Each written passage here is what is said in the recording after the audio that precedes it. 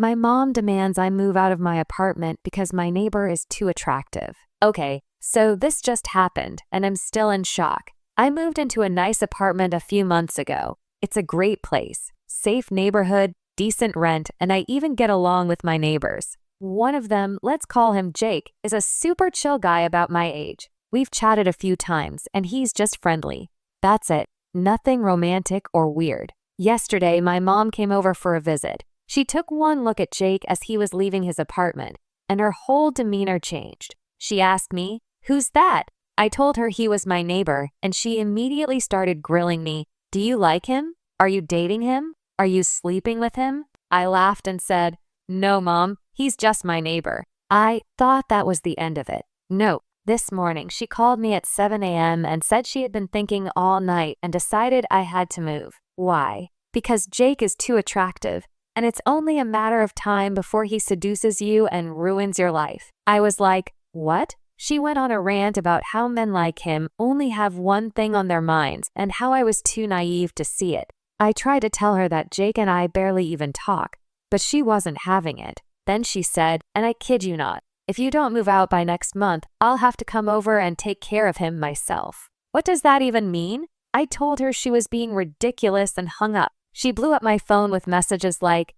"You're disrespecting me. I'm only trying to protect you, and you'll thank me one day." The thing is, this behavior isn't totally new for her. Growing up, she was always overprotective, but this is next level unhinged. I don't even know what she thinks Jake is going to do. Steal my heart and then my savings? Seduce me into a life of crime? It's not like he's some shady guy. He's literally just a dude who likes basketball and always remembers to take out his trash on time. Anyway, after her message bombardment, I decided to call my sister to vent. She's usually the voice of reason when Mom goes off the rails, but this time she surprised me. "Well, maybe Mom has a point," she said. "A point?" I nearly dropped the phone. "What point?" I demanded. "Look," she continued, "Mom's not always right, but she's not entirely wrong about some men being trouble. You should at least keep your guard up." "Oh my God," I groaned. "You sound just like her." "No," she said quickly. "I'm just saying maybe you should. Be cautious. That's all. Jake might be totally fine, but what if he's not? He's my neighbor," I reminded her. "I'm not planning to marry the guy." By the time we hung up, I was more frustrated than ever. I sat on my couch staring at the wall, wondering how my mom managed to turn my perfectly normal living situation into a soap opera. That's when there was a knock at my door. It was Jake. "Hey," he said, holding up a package. "This got delivered to me by mistake." "Oh, thanks," I said, taking it from him. He hesitated for a moment, then asked, "Is everything okay? You seemed kind of upset yesterday when your mom was here." I froze. Was it that obvious? Yeah, she. "It's just being overbearing," I mumbled. "Nothing to worry about." "Cool," he said, but he didn't look convinced. "Well, let me know if you ever need anything." "Thanks," I replied, and he walked away. Great. Now, Jake probably thought I was the weirdo. As if on cue, my phone buzzed with another text from my mom. "Have you packed yet?" I didn't even respond. I needed a distraction, so I decided to go for a walk. But as I headed out the door, I couldn't help but glance at Jake's apartment. His blinds were open, and I could see him inside, sitting on his couch with a laptop. Just a normal guy living his life, completely unaware of the chaos my mom was creating in my head. Or so I thought. The next day, things got even weirder. I was heading to my car when I noticed my mom's car parked down the street. What was she doing here? My heart sank as I realized she was probably staking out the place, trying to catch Jake doing. What, exactly? Being attractive? I walked over to her car and knocked on the window. She jumped like she'd been caught committing a crime. "Oh, hi, sweetheart," she said, rolling down the window. "What a coincidence." "Mom, what are you doing here?" I demanded. She looked sheepish for about half a second before straightening up. "I'm just checking on you, making sure you're safe." "Safe from what?"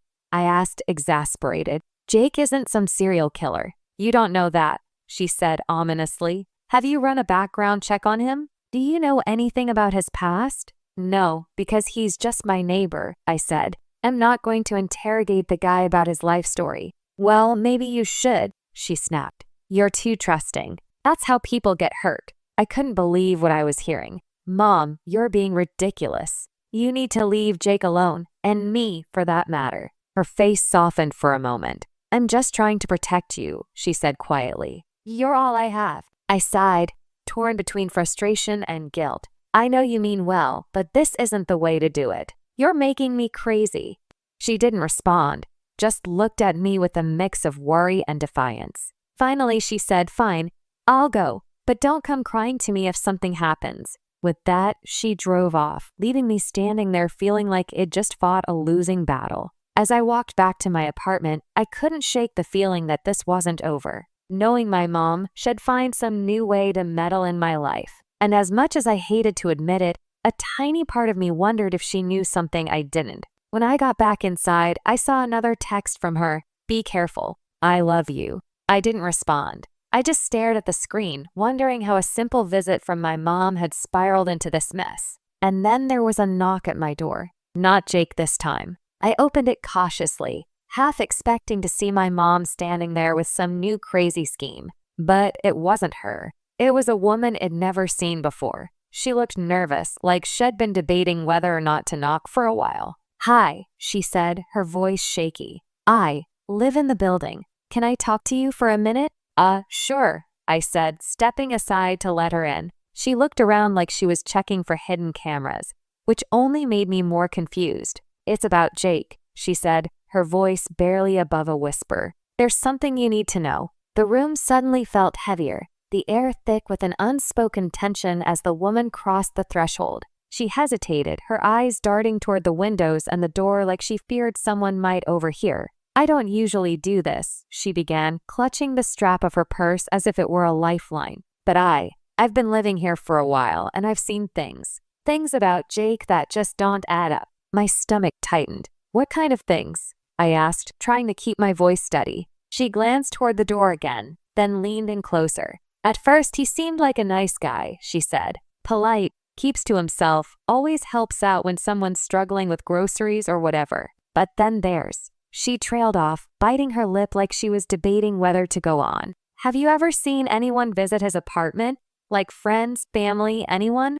I frowned, thinking back. "Not really. But that's not unusual, right? He could just be a private person." She shook her head. "It's not just that. It's how he disappears for days at a time, sometimes weeks. And when he comes back, it's like he's a completely different person. I've overheard him talking on the phone late at night, arguing with someone in. I don't know what language. It's not English, but it's intense." A chill ran down my spine, but I forced myself to stay rational. "Okay," I said carefully, "but that doesn't mean anything sinister. People travel. They have lives. Maybe he's bilingual." "Sure, but then there's the stuff he brings back with him," she pressed. "Boxes. Big ones. He'll carry them in the middle of the night. And I swear I've seen him loading things into a van at 3 a.m. "Who does that?" "Do you know what's in the boxes?" I asked, my voice quieter now. My mind was racing with possibilities, none of them good. She shook her head again. "No, but whatever it is, he's careful. Too careful, and..." She hesitated, her hands gripping her purse strap even tighter. "I heard something. Once. Something that made me." She exhaled sharply, her voice trembling. "There was this sound coming from his apartment. It was like an animal, but not. It was too loud, too human." My pulse quickened. "What did you do?" "Nothing," she admitted, shame flashing across her face. "I didn't want to get involved, but now I'm worried it's more than just him being a little weird." I didn't know what to say. Part of me wanted to laugh it off, chalk it up to paranoia or overactive imagination. But another part of me, the part that couldn't ignore the look in her eyes, felt an icy knot forming in my stomach. "Why are you telling me this?" I finally asked. "Because you're his neighbor," she said simply. "You're close enough to notice things. Maybe you've seen something and didn't realize it, or maybe you'll see something now." "And what do you expect me to do?" I asked, trying to keep the edge out of my voice. She hesitated, then reached into her bag and pulled out a small slip of paper. "This is my number," she said, handing it to me. "If you see anything at all, just let me know, please." I took the paper reluctantly, the weight of her words settling on my chest. "Okay," I said, though I wasn't sure if I meant it. She nodded, relief flashing across her face. "Thank you," she said. and then she was gone, disappearing down the hallway before I could ask her any more questions. For a long moment, I just stood there, staring at the slip of paper in my hand. A dozen thoughts swirled through my head, each more absurd than the last. What if she was right? What if Jake wasn't who he seemed? What if? I shook my head, trying to clear it. No, this was crazy. Jake was just a regular guy. A little quiet maybe, but hardly the villain she was making him out to be. Still, I couldn't shake the unease that had settled over me. That night, as I lay in bed, I found myself straining to hear any unusual sounds from Jake's apartment. At first, there was nothing, just the usual creaks and groans of the building settling, the occasional hum of a car passing outside. But then, just as I was about to drift off, I heard it, a low, muffled thud, followed by what sounded like a whisper. No, it couldn't be. I held my breath, straining to hear more, but the sound didn't come again. I told myself it was nothing, just my mind playing tricks on me. But as the days went by, I couldn't stop noticing little things. The way Jake's curtains were always drawn, even on sunny days. The faint smell of something metallic that seemed to linger in the hallway outside his door. The way he'd glance over his shoulder every time he left the building, as if he were expecting to be followed. I tried to convince myself it was all coincidence, that I was letting the woman's words get to me. But then, one night, I saw something I couldn't explain. I had gotten up to get a glass of water when I noticed a faint glow coming from under Jake's door. It was strange, almost pulsating like a heartbeat. I stood there for a moment, debating whether to knock and ask if everything was okay. But before I could decide, the light vanished, plunging the hallway back into darkness. The next morning, I woke to the sound of sirens. 2 police cars were parked outside the building, their lights flashing. My heart raced as I threw on some clothes and hurried outside, half expecting to see Jake being led away in handcuffs. But he wasn't there. In fact, his car was gone, and his apartment door was wide open. I hesitated at the edge of the scene, watching as officers moved in and out of the building. One of them caught my eye and approached me. "Are you a resident here?" he asked. "Yes," I said. "What's going on?" He glanced over his shoulder, then back at me. "There was a report of suspicious activity," he said carefully. "We're just following up." Suspicious activity. My mind raced. Had the woman called the police? Or had someone else noticed something strange? Before I could ask any more questions, the officer excused himself and returned to the building. I stood there, unsure of what to do. My phone buzzed in my pocket, and I pulled it out to see a message from an unknown number. "Did you see anything?" it read. I stared at the screen, my heart pounding. It was her, the woman from before. And somehow, I had the sinking feeling that this was just the beginning. The text on my phone glowed like a warning light. "Did you see anything?" I stood frozen, staring at the message. I hadn't even saved her number, but I knew it had to be the woman from the day before. Part of me wanted to delete the message and pretend none of this was happening, but the other part, the part that was now officially freaked out, couldn't let it go. My fingers hovered over the keyboard before I finally typed back. "The police are here. Jake's gone." Her reply came almost instantly.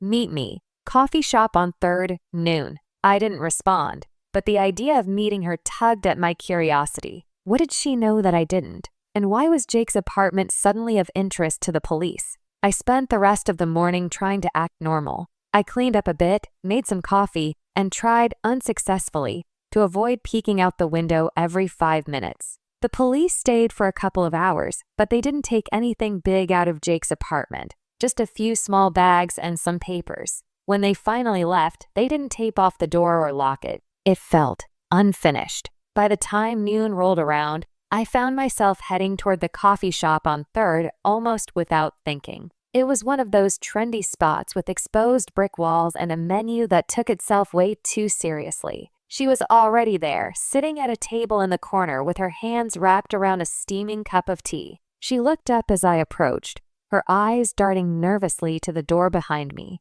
"You came," she said, her voice low. "Yeah," I replied, sliding into the seat across from her. "So, what's going on? Why are the police involved?" She hesitated, glancing around the room before leaning in. "I don't know exactly," she admitted, "but something happened. Last night, I saw a van parked outside the building. It was there for hours, just sitting there with the lights off. Then, around 2 a.m., Jake came out with two men. They loaded some boxes into the van and drove off. I frowned. And you called the police? She nodded. I didn't know what else to do. It didn't feel right. But what do you think he's doing? I pressed. Do you have any idea? She took a deep breath, her fingers tightening around her cup. I think he's involved in something dangerous. I don't know what, but there's a feeling you get when you're around someone who's hiding something, you know? I didn't know. Not really, but I nodded anyway. And you think the police found something? I asked. Maybe, she said, or maybe not. They don't always tell us everything. I leaned back in my chair, trying to process everything. None of it made sense. Jake had always seemed normal, friendly even. But now, with this woman's words swirling in my head, I couldn't help but question everything I thought I knew about him. What should we do? I asked finally. Keep an eye out, she said. Pay attention. If he comes back, we need to be ready. Ready for what? She hesitated, then said, anything.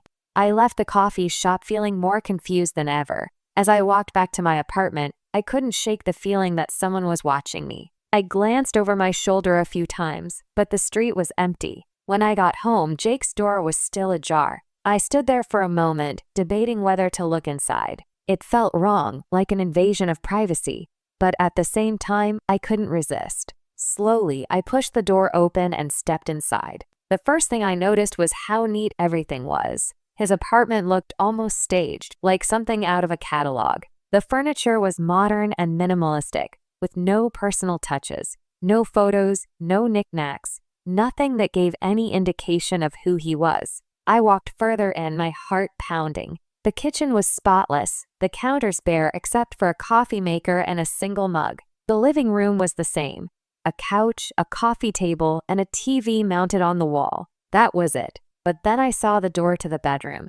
It was slightly open, and there was something about it that felt off, like it was daring me to look inside. I pushed it open and immediately froze. The walls were covered in maps, dozens of them, all marked up with red and black ink. There were photos pinned to some of them, most of them blurry or taken from strange angles. In the center of the room was a desk, and on it was a laptop and a notebook. The notebook was open, and I could see writing scrawled across the pages. Names, dates, places. None of it made sense to me. Before I could look closer, I heard a noise behind me. I spun around, my heart in my throat.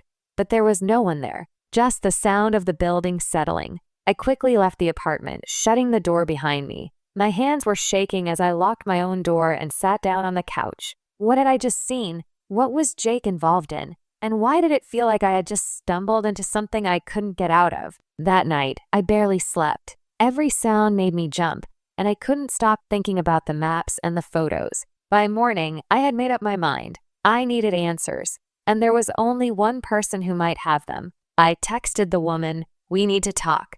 Her reply came quickly, same place, noon. When I arrived at the coffee shop, she was already there, her face pale and drawn. She looked up as I approached, her expression grim. "What did you find?" she asked. I hesitated, then told her everything. The maps, the photos, the notebook. Her eyes widened as I spoke, and when I finished, she let out a shaky breath. "This is worse than I thought," she said. "What do you mean?" She leaned in closer, her voice barely above a whisper. "I think Jake is part of something big, something dangerous, and if we're not careful, we're going to get caught in the middle of it." My stomach churned. "What do we do now?" She didn't answer right away. Instead, she pulled out her phone and started typing. After a moment, she looked up at me, her expression steely. "We're going to find out the truth," she said. "But we need to be smart. No one can know what we're doing." As she spoke, I felt a chill run down my spine. I had a feeling that whatever we were getting ourselves into, there was no turning back now. The air in the coffee shop seemed heavier as the woman across from me, whose name I still didn't know, finished typing on her phone. She slid it back into her bag, her expression grim. "We don't have much time," she said, leaning forward. "If Jake's involved in what I think he is, he's already on the move. And if the police didn't take him in last night, it means he's still one step ahead." "Involved in what?" I pressed, my patience wearing thin. "You keep talking in circles. I need to know what you think is going on." She hesitated, her gaze darting toward the window as though she expected Jake to walk by at any moment. Finally, she said, I think Jake is part of a smuggling ring. Weapons, drugs, something big. The kind of operation where people disappear if they know too much. I stared at her, my mind racing.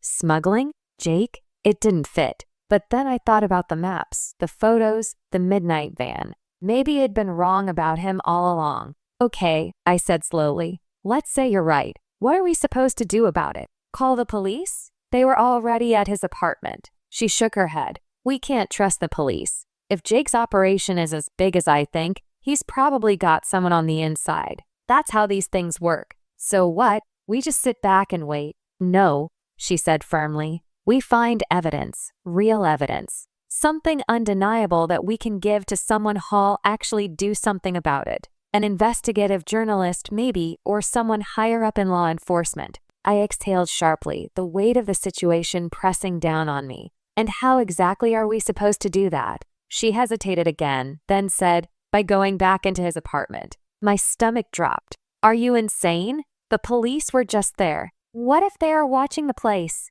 What if Jake comes back? That's a risk we have to take, she said. If we don't act now, we might lose our only chance. I wanted to argue, to tell her that this wasn't my fight. But deep down, I knew I was already in too deep. If Jake really was involved in something dangerous, I needed to know the truth for my own safety, if nothing else. Fine, I said finally, but we have to be quick. Later that night, under the cover of darkness, we made our move. The woman, who finally introduced herself as Emily, and I crept down the hallway toward Jake's apartment. The building was quiet, the faint hum of a distant TV the only sound. Emily had brought a set of gloves and a small flashlight, just in case, Shed said. I wasn't sure if that made me feel better or worse. The door was still unlocked. We slipped inside, closing it quietly behind us. The apartment looked exactly as I'd left it earlier, the maps and photos in the bedroom untouched. Start with the desk, Emily whispered. I'll check the closet. I nodded and made my way to the desk. The laptop was still there, the screen dark. I pressed the power button, and to my surprise, it lit up. No password. Jake had either been incredibly careless or incredibly confident. The desktop was cluttered with folders, most of them labeled with strange codes. Operation P6, Route B, Delivery 3.14. I clicked on the first folder and was immediately confronted with a series of spreadsheets. Names, numbers, locations, all of it meticulously organized. My stomach churned as I realized what I was looking at. This wasn't just a smuggling operation. It was a full-blown network. Emily, I hissed, waving her over. She hurried to my side, her eyes widening as she scanned the screen. This is it, she said. This is exactly what we need. We need to copy this, I said, pulling a USB drive from my pocket. It grabbed it on a whim before leaving my apartment, and now I was glad I had. I plugged it into the laptop and started transferring the files. The progress bar moved agonizingly slowly, each passing second feeling like an eternity. Suddenly, Emily froze. Did you hear that? I stopped breathing, straining to hear. At first, there was nothing. But then, faintly, the sound of footsteps echoed from the hallway. Someone's coming, she whispered. We need to go, I said, yanking the USB drive from the laptop. I shoved it into my pocket and turned off the screen, trying to leave everything as it was. Emily grabbed my arm, and we slipped out of the apartment just as the footsteps grew louder. We ducked into the stairwell, hearts pounding. Through the small window in the door, I saw a shadow pass by Jake's apartment. Whoever it was didn't stop,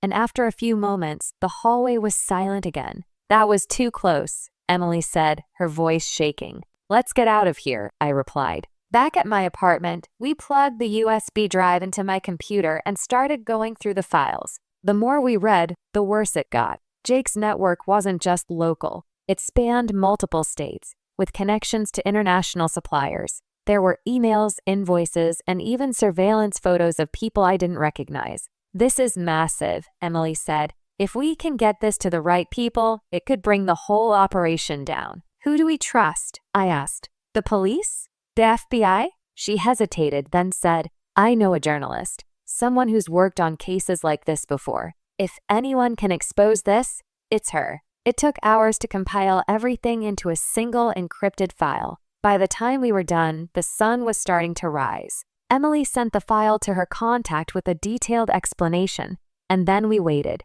The fallout was swift. Within days, the story broke, splashed across every major news outlet. Massive smuggling ring exposed. The headlines read, "Arrests were made across the country, and Jake's name was among those listed as a key player." Emily and I stayed out of the spotlight, our involvement known only to the journalist and a few trusted officials. It was over, but the weight of what we'd uncovered lingered. Jake never came back to the apartment. His belongings were cleared out by law enforcement, and the place was put up for rent again. Sometimes, I still glance at the door when I walk by, half expecting to see him there, but he's gone, and so is the danger he brought with him. Emily and I don't talk much anymore. Maybe it's better that way. We both know too much, and some things are easier to forget when you're not constantly reminded. As for me, I've started locking my doors more often, and every now and then, when I'm alone in my apartment, I catch myself listening for footsteps in the hallway, just in case.